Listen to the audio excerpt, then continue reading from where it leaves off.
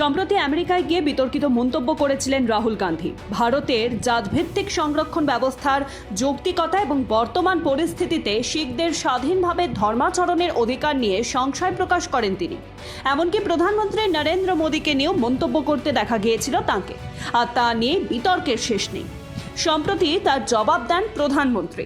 आज कांग्रेस के लोगों की भाषा, उनकी बोली विदेशी धरती पर जाकर उनके देश विरोधी एजेंडे, समाज को तोड़ना, देश को तोड़ने की बात करना, भारतीय संस्कृति और आस्था का अपमान करना, ये वो कांग्रेस है जिसे टुकड़े टुकड़े गैंग और अर्बन नक्सल के लोग चला रहे हैं। आज देश की सबसे बेईमान और सबसे भ्रष्ट कोई पार्टी है तो वो पार्टी कांग्रेस पार्टी है। देश का सबसे भ्रष्ट परिवार कोई है तो वो कांग्रेस का शाही परिवार है। এছাড়াও দিল্লির বিজেপির সভাপতি বীরেন্দ্র সচদেবার মতে রাহুল গান্ধী পিছিয়ে পড়া শ্রেণীর বিরুদ্ধে কথা বলছেন কারণ প্রধানমন্ত্রী নরেন্দ্র মোদী ওবিসি সম্প্রদায়ভুক্ত। আমরা তার বিরুদ্ধে মামলা দায়ের করেছি। हमारी दिल्ली इकाई के जो सिख प्रकोष्ठ आदिवासी और अनुसूचित प्रकोष्ठ है, उन्होंने राहुल गांधी के बयानों के खिलाफ, जिस तरह से राहुल गांधी ने वैमनस्य की, समाज को तोड़ने की और विदेशी धरती पर जाके देश को बदनाम करने की कोशिश की है, उसके खिलाफ अपनी शिकायत दर्ज कराई है।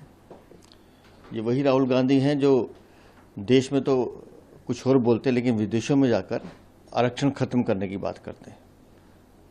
तो मैं राहुल गांधी को चुनौती देता हूं कि बाबा साहब भीमराव अंबेडकर के आरक्षण को हाथ लगा के दिखाएं।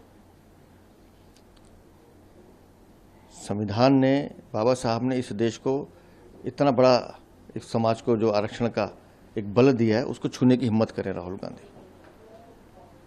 राहुल गांधी विदेशों में जाकर इस हिंदुस्तान की सबसे बहादुर कौम सिख कौम के खिलाफ भाषण देते हैं कि उसे डर लगता है। ये वो कौम है जिसने देश की एकता अखंडता के लिए अपनी शहादत दी, अपनी कुर्बानी दी है। राहुल गांधी उस कौम के खिलाफ बोलते हैं। राहुल गांधी पिछड़े वर्ग ओबीसी समाज के खिलाफ बोलते हैं। क्यों? क्योंकि प्रधानमंत्री पिछड़े वर्ग से आते हैं। राहुल गांधी को बर्दाश्त नहीं होता। ये सामंतवादी सोच है कि एक पिछड़े वर्ग का आदमी, एक गरीब चाय बेचने वाले का बेटा प्रधानमंत्री कैसे बन गया। प्रधानमंत्री को गाली देते हैं। और मैं बार बार इसी बात पे कह रहा हूं कि राहुल गांधी के इन बयानों को देश की जनता माफ नहीं करेगी और राहुल गांधी को इनका हिसाब देना होगा। नहीं, लगातार हम इसके खिलाफ प्रदर्शन करेंगे और हमने अपनी पुलिस में शिकायत दर्ज कराई है। हम मांग करेंगे कि उनके खिलाफ कानूनी कार्रवाई की जाए और कांग्रेस और राहुल गांधी की सोच के खिलाफ हम प्रदर्शन भी करेंगे। এদিকে বিদেশের মাটিতে প্রধানমন্ত্রীকে অপমানের জন্য রাহুলকে প্রাণনাশের হুমকি দেওয়া হচ্ছে বলে অভিযোগ।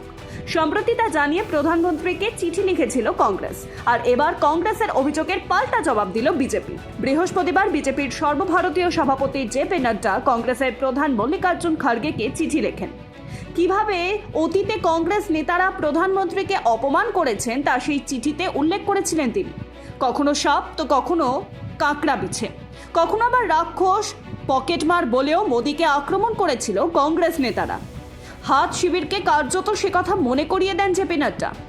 একই সঙ্গে রাহুল গান্ধীকে ব্যর্থ প্রজেক্ট হিসেবে উল্লেখ করেন বিজেপি নেতা। তিনি লেখেন, কিভাবে কংগ্রেস বারবার একই পণ্যকে পুনরায় লঞ্চ করার চেষ্টা করছে, যাকে জনগণ প্রতিবারই রিজেক্ট করেছে। রাহুল গান্ধীর চাপে দেশের সবথেকে পুরনো দল কপি পেস্ট পার্টিতে পরিণত হয়েছে। এছাড়াও রাহুলকে আক্রমণ করে জেপি নাড্ডা বলেন, সংরক্ষণ এবং জাতপাতের রাজনীতি করে সাধারণ মানুষকে একে অপরের বিরুদ্ধে উস্কে দেন রাহুল গান্ধী। তারপর বিদেশে গিয়ে সংরক্ষণ শেষ করার কথাও বলেন, আর সেই কারণেই এবার রাহুলের বিরুদ্ধে মামলা দায়ের করল BJP. Bureau report Ritam Bangla.